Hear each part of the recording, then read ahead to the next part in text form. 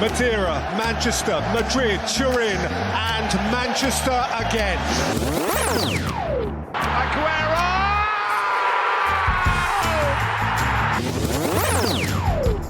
Goal for South Africa! Goal for all Africa! Roma have risen from their ruins!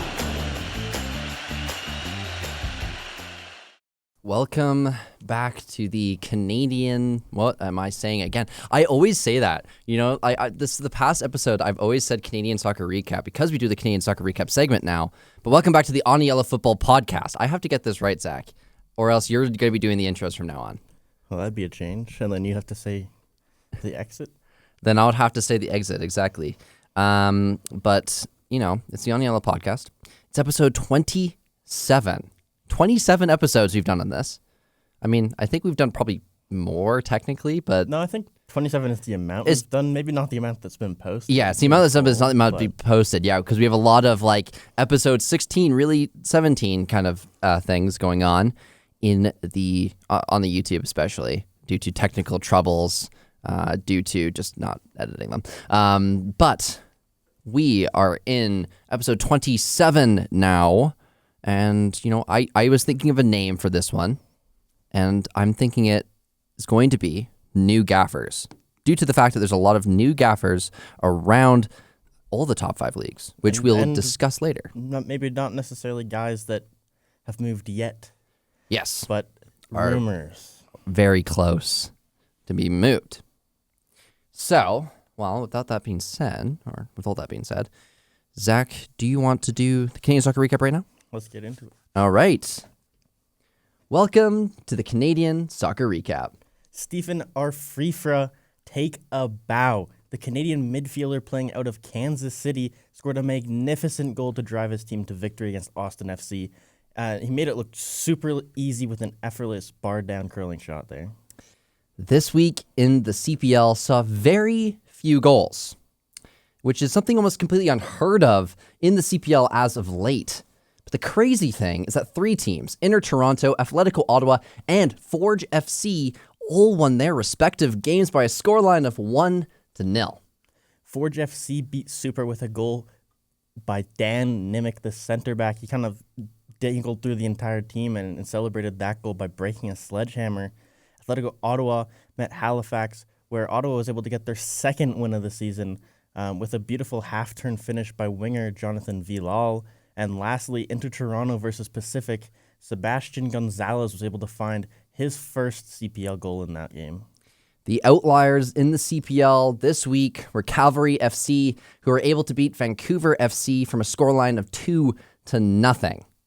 This game featured 2 late goals, one by striker Tobias Warshevsky and another by an unlikely goal scorer who was playing striker at the time, and that is center back Levi Lang. You see, Levi capitalized on a goalkeeper mistake to score his first goal since scoring against Valor last season. Could he be the Cavs' new striker? Potentially the way he celebrated that goal, but I don't think he's going to be taking the spot from Tobias Warshevsky, who is now tied at the top for the most goals in the league so far at 3. Moving into some NSL action, what a game in Calgary. If you were able to brave the cold and snowy conditions, you were able to see an all-time classic, a game that featured 3 goals in the last 6 minutes of the game. And the standout player in this game has to be Maya Jones, who came on the field in the 76th minute and made quite the first impression, scoring a brace to drive her team to the first point of the season against first-place Montreal Roses. We are now down to 2. 2 teams have a chance to make it to the Premier League next season. You see, the championship playoff final between Southampton and Hull City will be played at Wembley on Saturday, May 24th, or May 23rd. 23rd. May 23rd. You see, the Hull City or Southampton have a chance to make it to the Canadian, or to the Premier League, and the one thing that we can confirm is that there will be there will be a chance to get a Canadian in the Premier League, with Liam Miller or Kyle Larin getting the spot to go to the Premier League. All right, with that being said, Zach, can you do your sign off, please? Bonjour, au revoir, and have a great rest of your week. See you later, guys.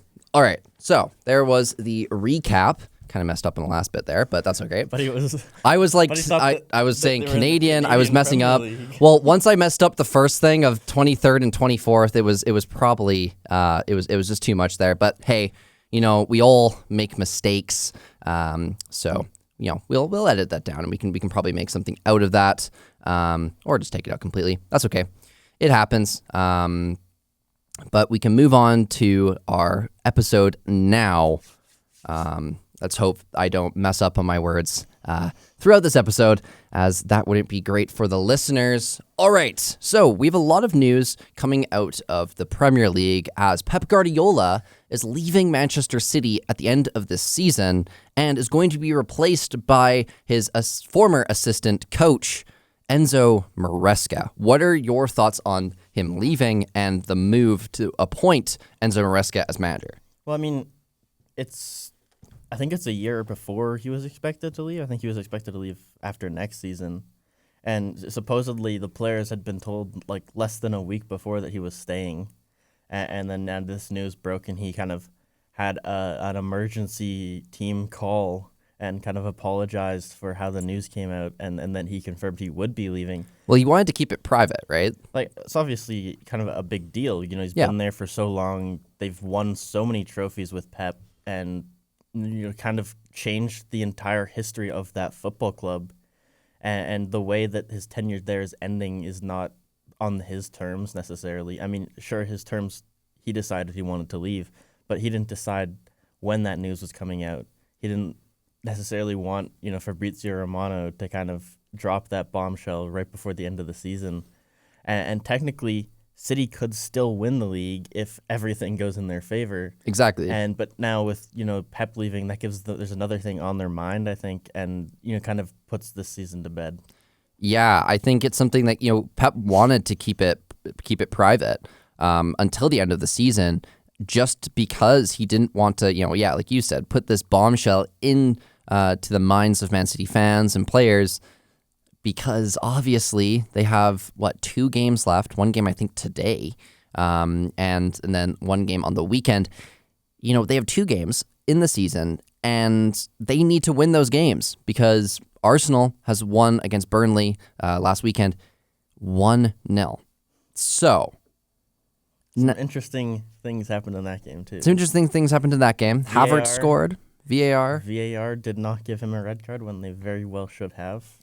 Again, there's some things. Pierre Hincapié cheeks were visible. Yes, that was a kind of a crazy moment. Crazy that the replay would go over it. Crazy that the multiple replay times. went over it multiple times. I can imagine how the- embarrassing that it would be so in front embarrassing. of the entire stadium and on the broadcast. And the commentators were just trying to keep it together. And then they keep showing it multiple They keep times. showing it And now multiple it's all times. over social media. Gotta feel for the Yeah. guy.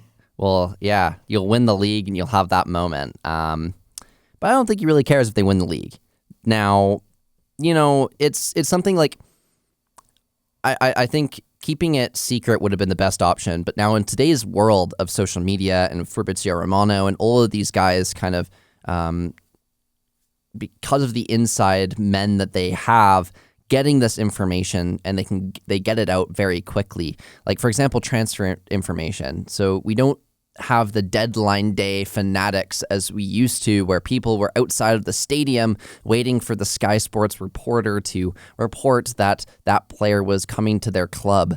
A big one comes to mind was Mesut Ozil when he went to Arsenal, with all the Arsenal fans outside of the stadium waiting for the news, and then they finally got the news that Mesut Ozil was moving from Real Madrid to play for Arsenal.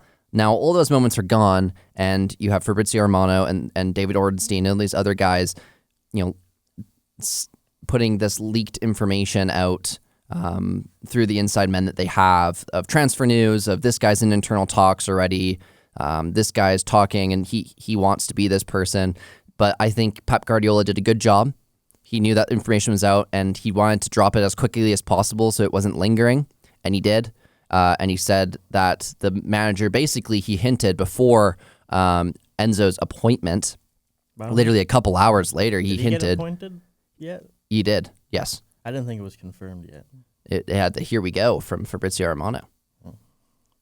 Maybe I didn't see that news this morning. Yes, this morning, literally, it was 4 hours, well, maybe 6 hours ago. I also have another question Yes. for you about Pep Guardiola. Uh-huh. And if Man City do get charged with the 115 charges, does that nullify everything he ever did there? I don't know. It's something like those charges, 20 trophies in 10 seasons. 20 trophies in Does 10 that- seasons. I mean, If they get those charges, it's something like I think it's tainted. But again, I, as a Manchester United fan, would not want to receive a trophy for something that we lost.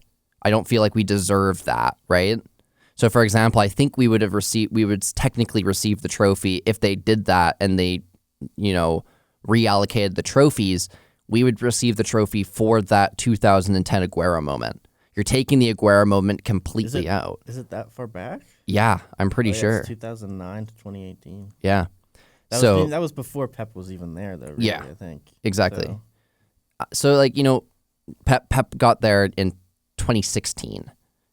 He had 10 years with the club with 20 plus trophies, which is just absolutely insane, to be honest.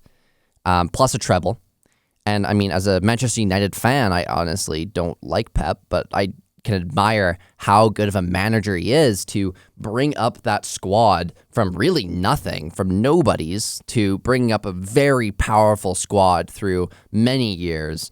Obviously spearheaded by players like Kevin De Bruyne, Erling Haaland, and like, to be honest, like they've had some really good players, Bernardo Silva as well, Ruben Diaz. Ruben Diaz, and mean, they've Raheem the Dream Sterling. They've had a lot of really talented players go through there. I mean, you can even count Gabriel Jesus if you want David Silva. for the last couple of years of his career, for sure. Exactly.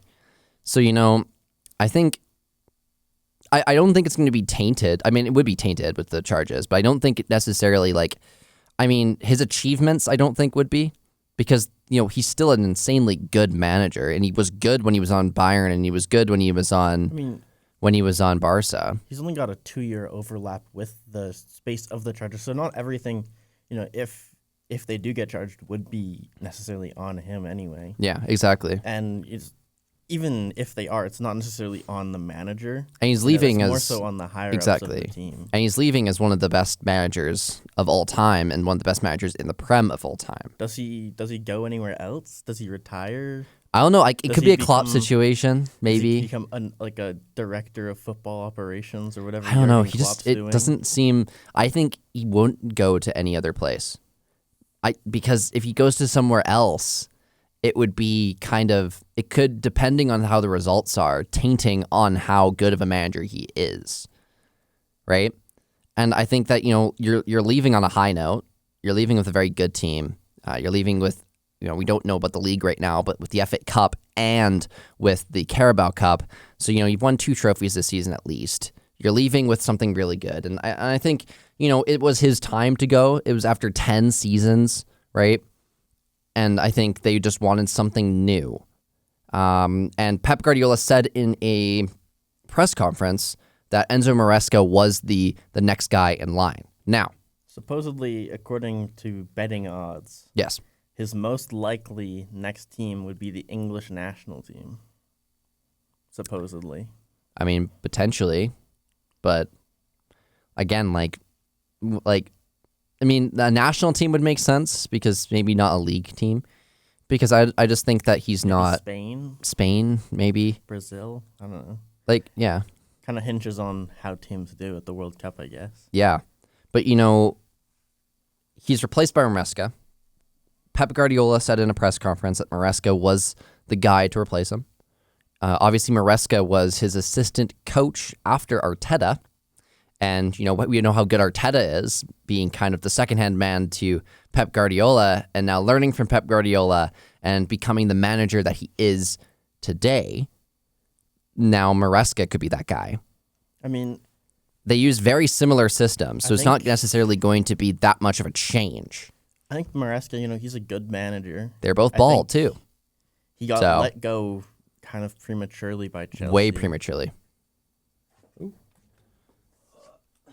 But I think he is a good manager. He asked for a center back, and the club didn't like that for some reason. They believed in the players they already had. They didn't want him to be, deciding who the club's bringing in. I mean, and I think as a manager, that's kind of a vital part of what you do, and building a team that you think is going to win. And if you didn't think that there was going to be the players to win games there, and you asked for them to bring in a player that's more experienced, and you got fired for kind of just voicing his concerns, I guess. Yeah, he had some internal conflicts with management and Blueco. And Blueco wasn't giving him another contract, and he was really angry about that. Because obviously it was right after the Club World Cup triumph with Chelsea, and they weren't offering him anything. He won them the FIFA Club World Cup and the Conference League. Exactly, in his first season, his only full season. And he brought Leicester in their first full season back up to the Prem. So, he's technically accomplished. I mean, hey, you're replacing Pep Guardiola, right? He was playing as recently as 2017. I know. But, with Maresca, it's like you're trying to fill the shoes of Pep Guardiola. That is probably, other than a couple other managers, that's extremely big shoes to fill. And you look at Manchester United, right? Trying to fill Sir Alex's shoes. They couldn't. So it's just something will Man City falter now? A lot of people are saying on social media that Arsenal are going to dominate the league now. But I think I don't know. I think, there's good in trying to recreate what you previously had with, a former manager. But necessarily, I think it's hard to recreate what someone else made. Yeah, and I think, totally. When you lose a manager of that stature, sure, you can try and play his system and just keep moving forward as if nothing changed. Or you can try and implement your own system and create a new era of itself. Speaking about that system, I was looking at kind of what Maresca plays. When he was playing with Chelsea, he played a 4-2-3-1. And what he did actually is he had two wing-backs, inverted fullbacks, that would push into the midfield. Now, that was Gusto and Cucurella and Reece James and stuff like that. But the one thing I can say that could work to their favor is that way of inverted fullbacks, because Man City have a guy that's playing right back for them named Mateus Nunes. He, right now, was moved from his natural position of center mid to right back. So maybe he could be that inverted fullback going into the midfield, seeing that it was his natural position. So it could work in Maresca's favor. Now, Maresca likes to play that tiki-taka based, possession-based football that Guardiola likes to play.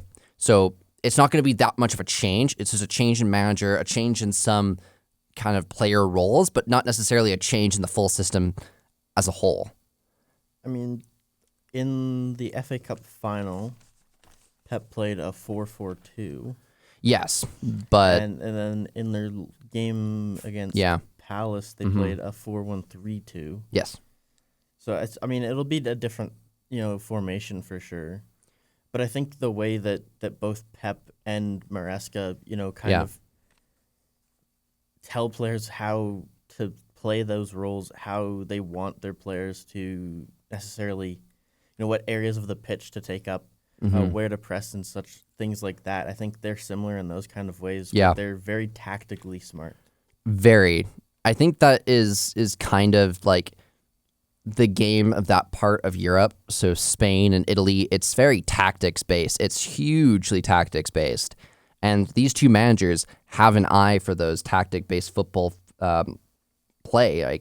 They value positional play. They value short passing, and they value maintaining possession of the ball. And that's exactly what both of them value. Now, extremely big shoes to fill, like I said earlier. Did you know, so Pep leaves City, right? He leaves City with 591 matches managed, 423 wins, 76 draws, and 92 losses with a 72% win rate. That's one of the highest win rates out of any, of the most famous Premier League managers of all time, which is just absolutely nuts.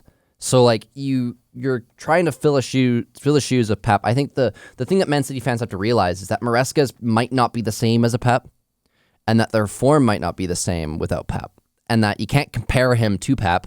You have to compare him to the other managers because Pep is kind of on his own. He's a league on his own, right?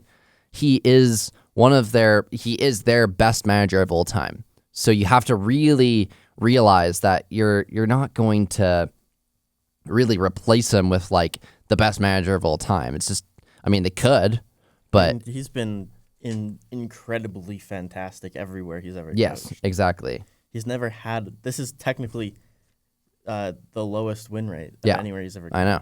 which is insane to say. I know. I mean, it's probably also the most games of anywhere he's It's, coached. I think, but the most games as well, and it's also in the Premier League, right? He was playing with the Barca side that was absolutely crazy, and he was also managing a Bayern side that were in the Bundesliga with Bayern dominating. So it's something like that as well that you have to consider. I mean, Enzo Maresca, the one thing though, is that he hasn't had a lot of like first team managerial experience. He's only had one season with Chelsea, one full season, and one full season with Leicester. Every other one has been either a B team or has been an assistant coach role. So I guess you can say he's learned from the best, being the assistant coach to a Pep Guardiola. But that could be something on a big team like Manchester City that you have to kind of be worrisome about. Now, I don't know. It's something like, I think it's good. Like, it's a good move, but it could also be, some people are saying it could be a short-term option as well. With Vincent Kompany being in the names of being a manager that could come in afterwards. I mean, Company did not have a very good spell in the Premier League, though. Exactly. So it's like, And then retreated to the obviously best team in the Bundesliga. that's what I mean. Like, yeah, he's doing well, but you have They were Michael Elise, I think Harry they were Kane on your expected team. to do that well, regardless of who's the manager. Exactly. They don't really need a manager to do well. They'd put like Neuer as manager. Yeah. And they're still gonna win the league every year. Yeah. So, I don't know. Now, another guy in the Premier League got appointed as manager, and that is Mr. Xabi Alonso. Xabi Alonso is going to be the manager on not Liverpool, Chelsea, as Arne Slot is said to have another year with the Liverpool job. Now he's going to be playing and trying to fight against Xabi Alonso's Chelsea squad. What do you think about Xabi Alonso's move? I think it's a great move. I think it's The best option. A massive pickup for Chelsea. Yeah. I think he got fired from Real Madrid for having a 71% win rate. Yes. They only lost 6 games, which I mean for Real Madrid I guess is Yeah. terrible. Yeah. But we saw what he could do with Bayer Leverkusen.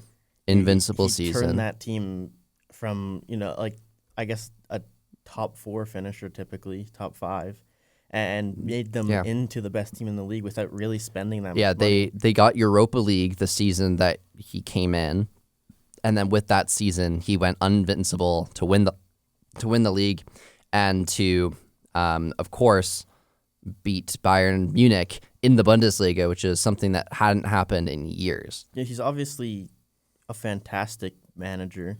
Yeah. He can get results out of players who necessarily aren't world-class players. And, that's a lot of what Chelsea has, in my opinion. They Yeah. have a lot of players that, people know and have played on good teams and have that potential.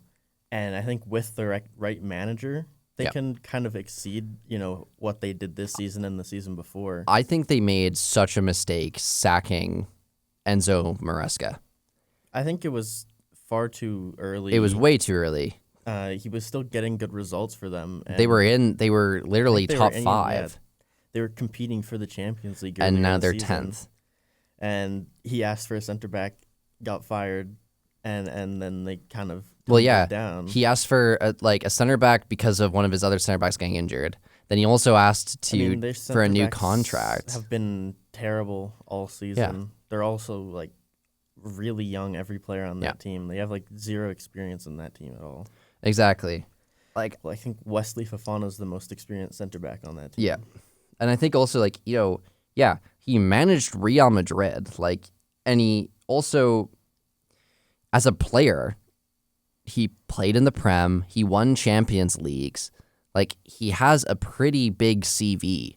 And I think one of Chelsea's main problems is their climate, their attitude. They have a really bad attitude problem. I think Liam Rossignol couldn't control and make the players a team, make the players play as a team. He couldn't.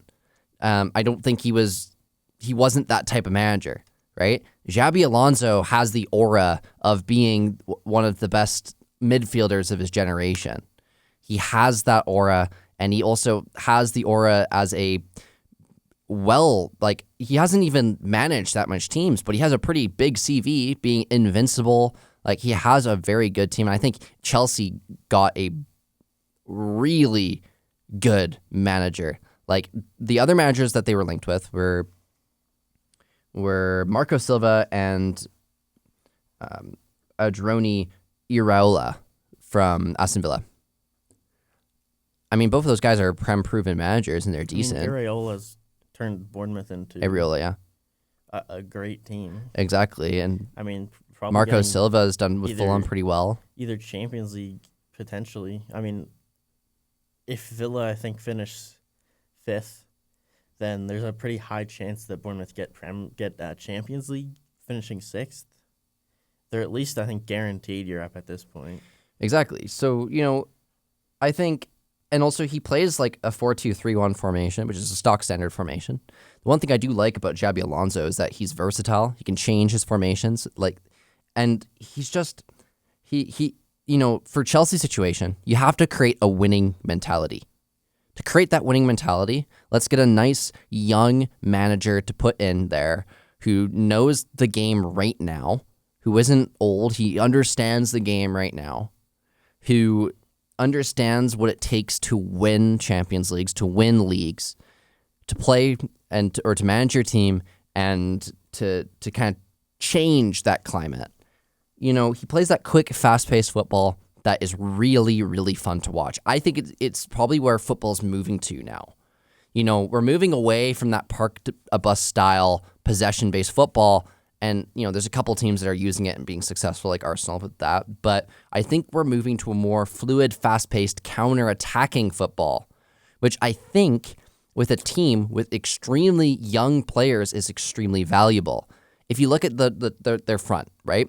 Pedro Neto, when they're all healthy, Pedro Neto, João Pedro, Fernandez, and Palmer, right? All those guys are young. All those guys love fast-paced, fluid football, and they're all insanely good with the ball. So I think it's perfect. Like, João Pedro loves that fast-paced football. Same with Cole Palmer, and I think Enzo as well. Estevao. Even Estevao, though, too, right? We saw it in the Chelsea versus Man United game, and the one I watched with Chelsea.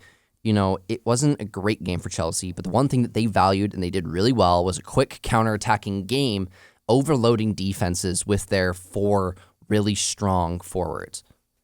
And I think that's perfect with that 4-2-3-1 formation because you have that 4 right at the top. And that's exactly the formation that they're playing right now.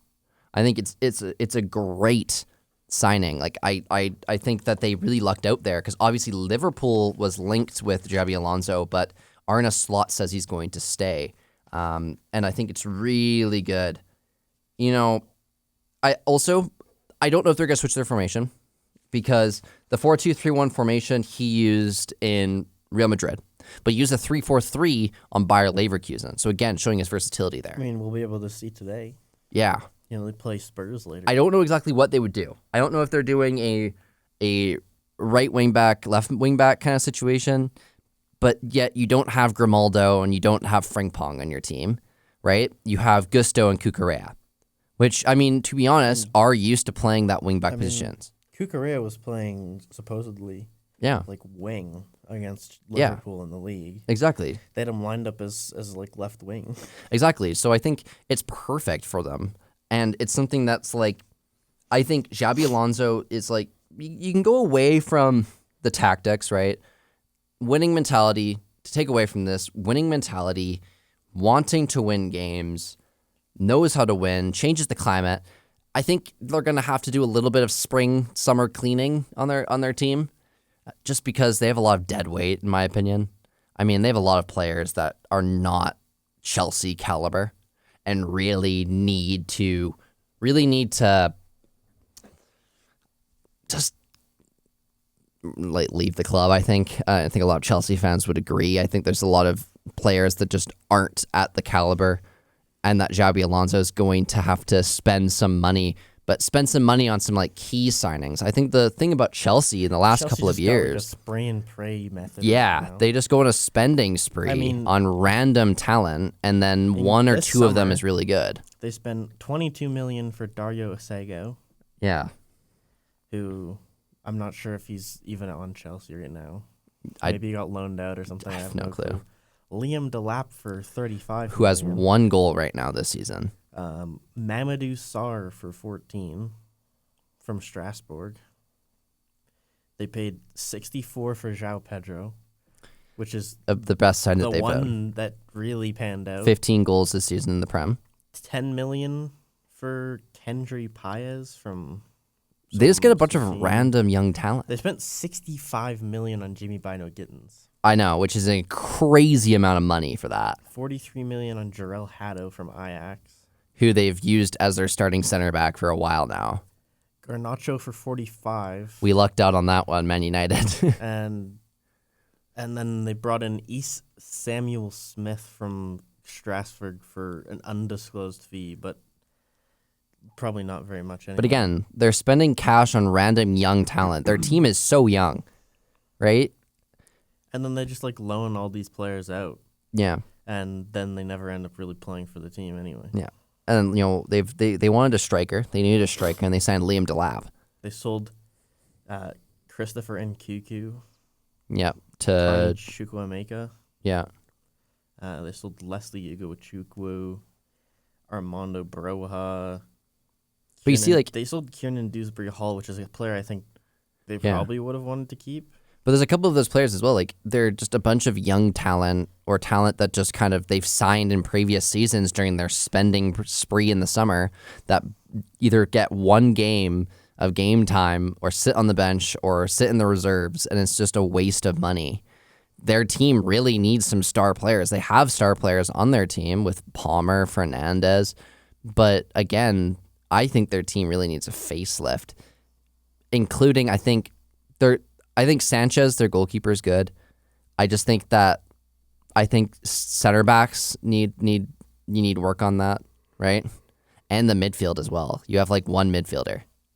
I mean, it's an interesting team based on like who they have. Yeah. I mean, their wingers, in my opinion, are like kind of just mediocre Yeah, players for the most part. they are. Apart from like Estevao and Pedro Neto, Yeah, they have like and those two. guys are both right wingers. Exactly. But no, I agree as well. They're just kind of failed wingers at other clubs that were brought in. I mean, they got Cole Palmer and Enzo Fernandez, yeah, both attacking midfielders, extremely good. and Moises Caicedo. Moises Caicedo, I guess they're midfielder. DM. Yeah. I mean, they have really good midfielders in my opinion. Yeah. No, they do. As well as Romeo Lavia. I just think right now André Santos. they're dealing with a ton of injuries. I mean, their center backs are I think it's the center backs that's the main Wesley problem. Fofana, Chabala, Yeah. Hato, Sar, Colwell, Badiashile, and Tossin Adarabio. Which is just extremely Those are young. just, like really young guys, and guys that haven't really turned into what I think they thought they were. well, they gonna haven't be. had a good center back since they had Thiago Silva Yeah.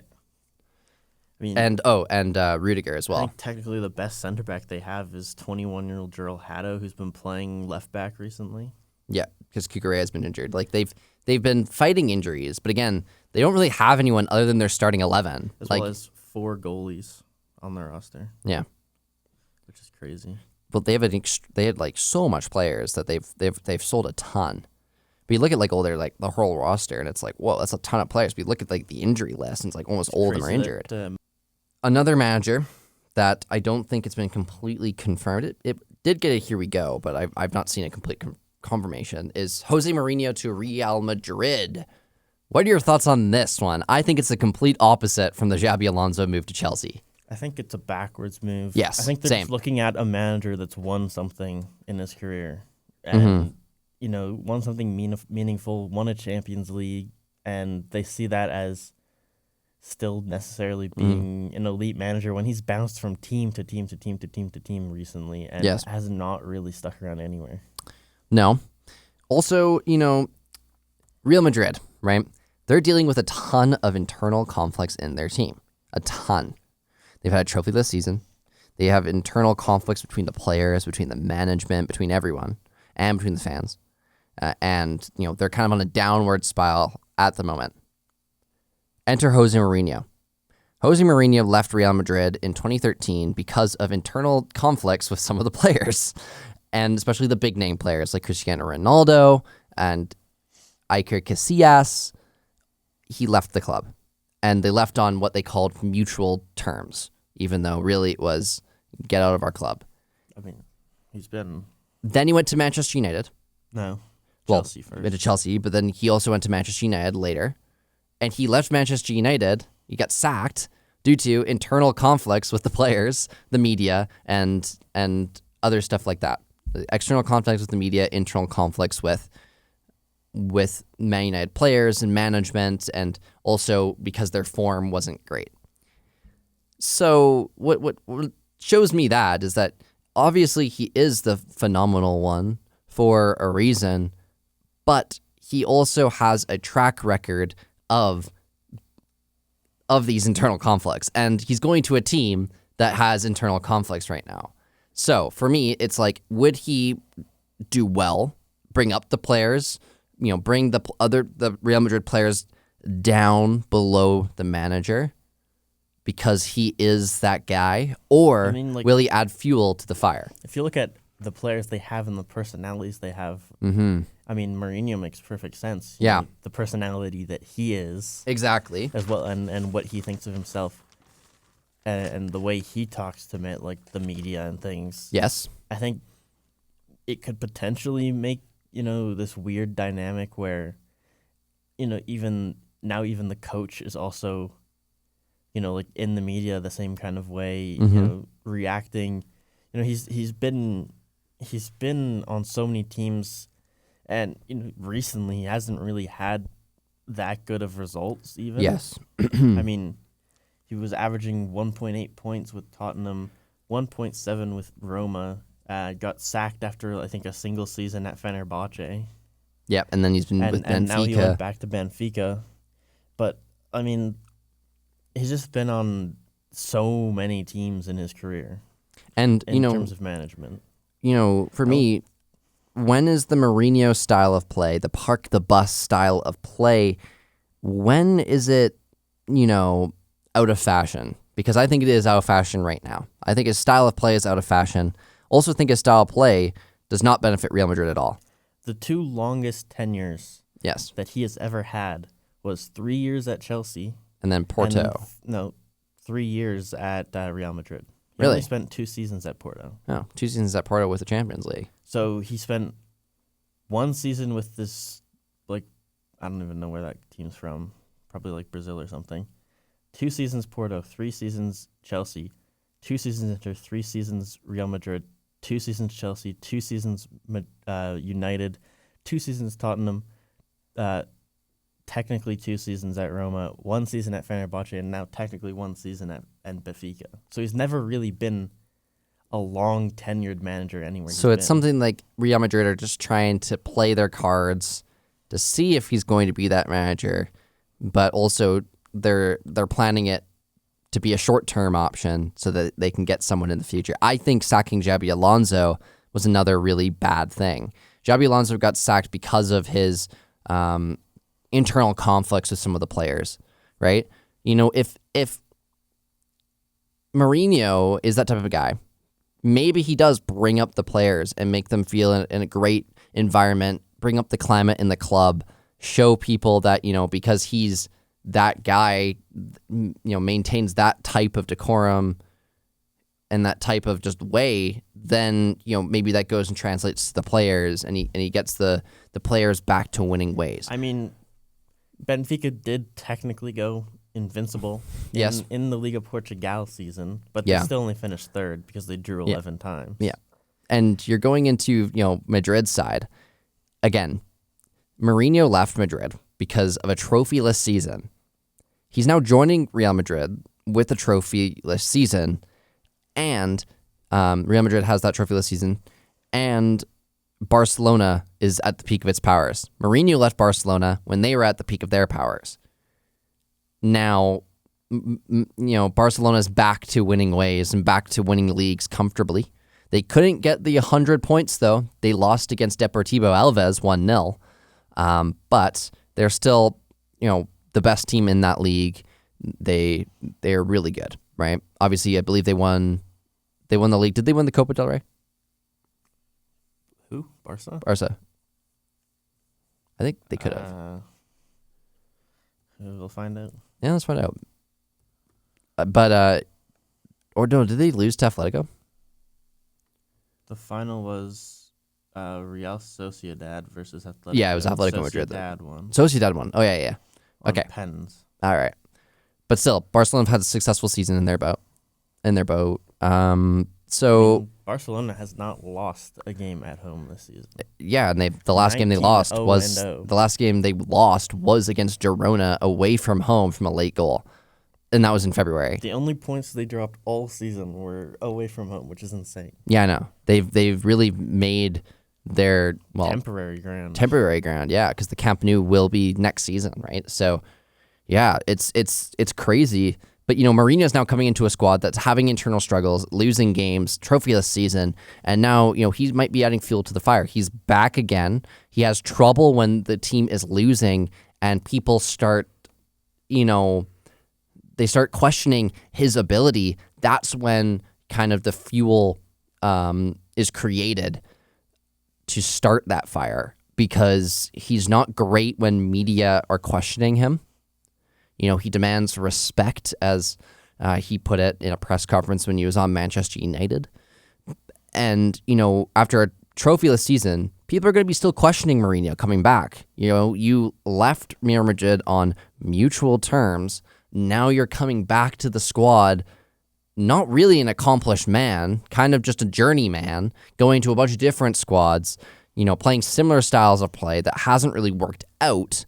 The last kind of success that he's had would probably be the Europa League for Manchester United. So he did win the Conference League. Yes. With Roma. Was it the Conference League? Yeah. Or did he get to the finals of the Europa League and lost? No, he won them a Conference League. Okay. But still, it's not really accomplished. If you're going to a Real Madrid are like, we want to win Champions Leagues. We want to win the league. We want to be the best team. And they were the best team a couple years ago when they were, when they had Kroos, Modric, Benzema, and they were going to play in that Champions League final, and they won that Champions League final against Dortmund. But now they've kind of dropped, right? There's a ton of internal struggles, a ton of internal conflicts, and, we've talked about this last episode. A lot of the players, the climate is just not there. The bunch of big names and big attitudes. Maybe Mourinho can mend those due to Mourinho having a bigger ego than them. But maybe he can also just, like I said, add fuel to that fire, right? Mbappe seems to not be told around all the time and stuff like that.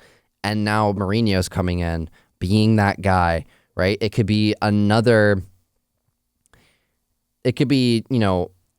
dismal display for Real Madrid, even though they got second place. But again, trophyless season. It could be another trophyless season unless they really clear out their team, right? There's a ton of players, I think, that are insanely good with insanely high transfer values, like I said last episode, but could be the ones that just get on the chopping block so that they can change the climate on the club, right? I just think it's just something that's I don't know. I just think it's hard with a Mourinho. He's, he hasn't really been the best manager as of late, really. So it's just something I don't know if that's the greatest appointment for Real Madrid. There's a ton of managers that they could have gotten on Real Madrid that are gunning for that job. Of course, when Real Madrid's managerial role is out there, a ton of managers are going to want to kind of get their hands on that job. I guess Mourinho was the one that, because of his past experience, they wanted to put him in. But again, I always look at it and I'm like, I don't know if that was the best option. Now, they got, I don't know. It just seems something like, I don't think that they are going to change necessarily. I mean, I'm questioning a lot of that move. I think it makes sense Mhm. in the terms of who's available. Yes. I guess. Mm-hmm. But I think if they potentially waited a little longer, there might have been somebody else out there who's a little younger, who's got a little bit better results recently. I don't know. It's hard to tell. It's a really hard job to mean, fill. The Bournemouth manager, maybe. I mean, where is he going at this point? Yeah. It's Well, hard. I think the best guy they could have gotten was Aston Villa's manager. Obviously, he's had success in Spain, so he could have gone back to Spain with Real Madrid. With Villa, though, with how well Villa's doing right now, I don't think they want to sack him anymore. They were going to sack him, but now Villa's is I mean, they're guaranteed Champions League football. So fourth in the league. yeah, They can't fall below fifth. So I think Villa is more than happy to pay whatever it would take to keep him there. yeah, totally. No, I think they will. I mean, it's just something like, I think Mourinho has kind of gotten to the peak of his powers, and it's almost kind of time for him to retire and stuff. It just for me does not seem like a great move. It seems like a move just for the name, not necessarily how well he's going to do. Right? Now we got 10 minutes left. What do you want to talk about? West Ham? Because your team is still in relegation. It's inevitable at this point. Yeah, how did you think of last game? Last game against Newcastle. Obviously, we got the wrong setup. Newcastle shining on one side and West Ham kind of faltering on the other. It was the wrong setup to start the game. Yes, obviously it was crazy. You subbed off, and moved back to a 4-back because you had a 3-back start against a Newcastle side. That's very good at attacking. I mean, it was the wrong way to start the game for sure. Yeah. I think, once Taddy came on, it was definitely a lot better. But Yeah. once you're 3-0 down in a game, it's basically impossible to come back and have anything out of that. Yeah. So Yeah. it's tough to, really blame it on anybody but the manager for that game. I mean, as it stands, your team is still in the relegation. And if Tottenham wins, If Tottenham pick up a single point, it's basically over. Yes. Because of how bad our goal differential is. Yeah. So we need Chelsea and Everton to win their next two games. which are two possible games for Everton and Chelsea to win. And we would have to beat Leeds, who is probably one of the best informed teams right now in the Premier League. Are you away from home? We're at home. Okay. But, But your home hasn't necessarily been the I fortress. mean, it's been better under Nuno. But, Leeds have been incredible recently. Yeah, they've been one of the best Their informed only teams. loss was in the semifinals of the FA Cup Yeah. since March 3rd. Yeah. They've been on an incredible run. They beat us on penalties in the FA Cup, and hinging our game on beating a team that's in form like that. They're 14th in the table now. Yeah, but will kind of the wanting to not get relegated be a defining factor? I mean, if Leeds wins their last game, they would finish on 50 points, which would put them in 10th currently. Yeah. Which would be a great season for them. But if the other results go in our favor, we need to go into the last day having a win on the mind. But so will Tottenham at that point, because both teams would be playing at the same time. Yeah. I think it's at 9 a.m. or whatever. So, Yeah. both teams would be, I mean, Tottenham would just need the point, essentially. Yeah. So they would probably be playing pretty defensive right now. It's hard to tell, too.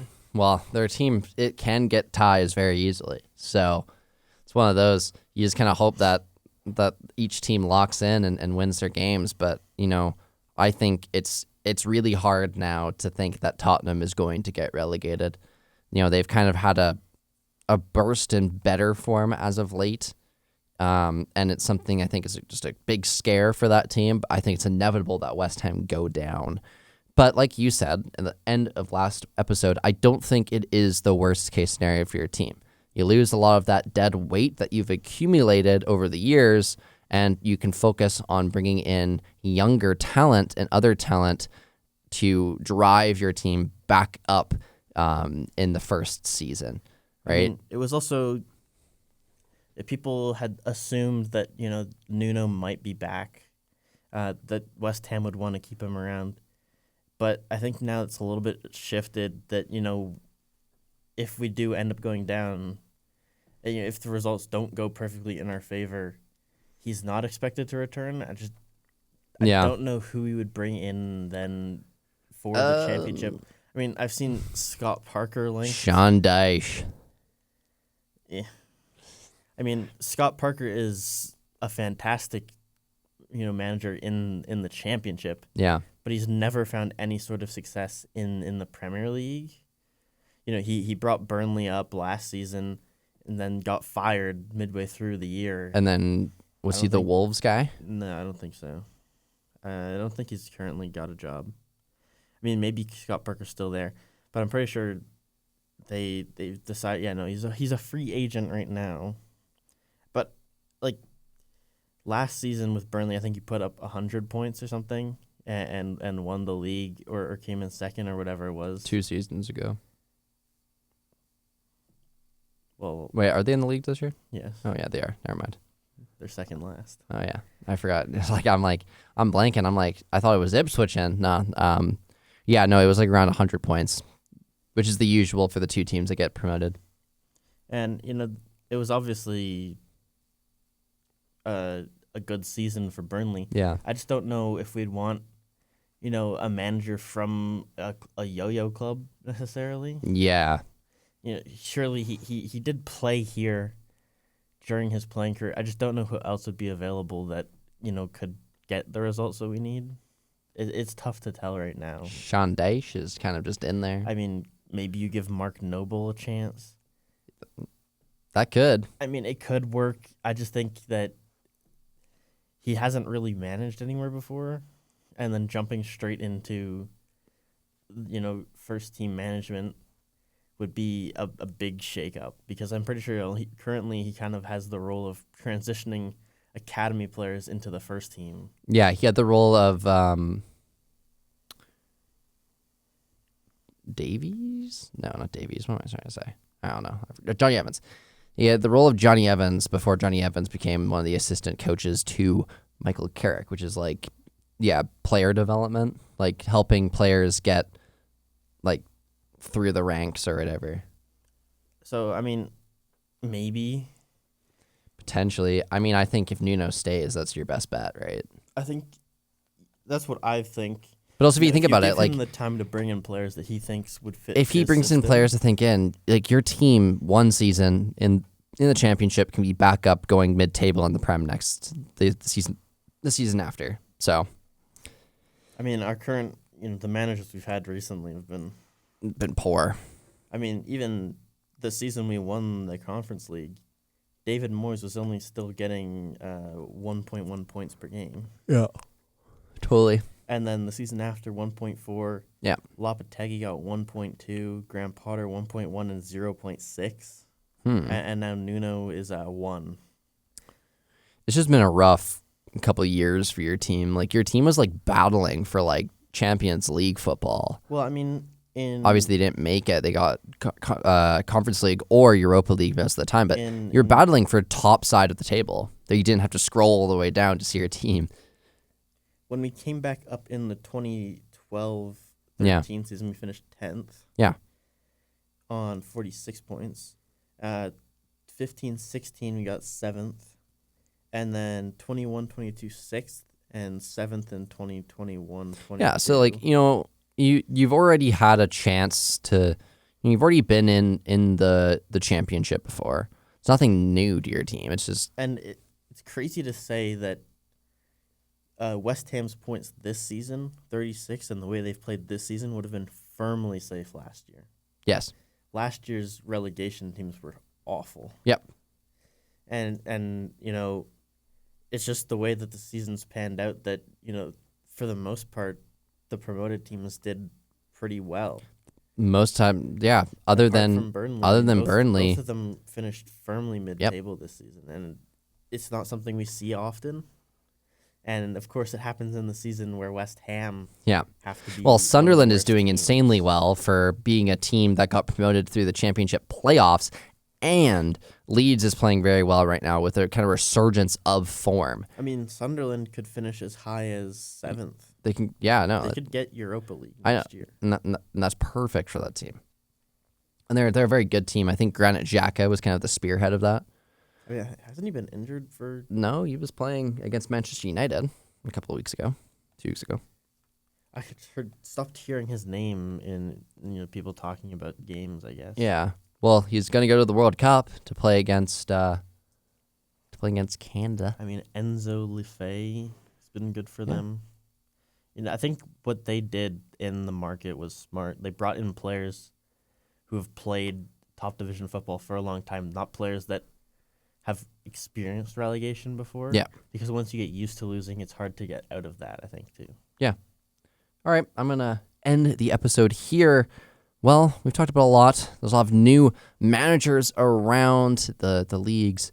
Some are good appointments and some, only time will tell really if they're good or bad.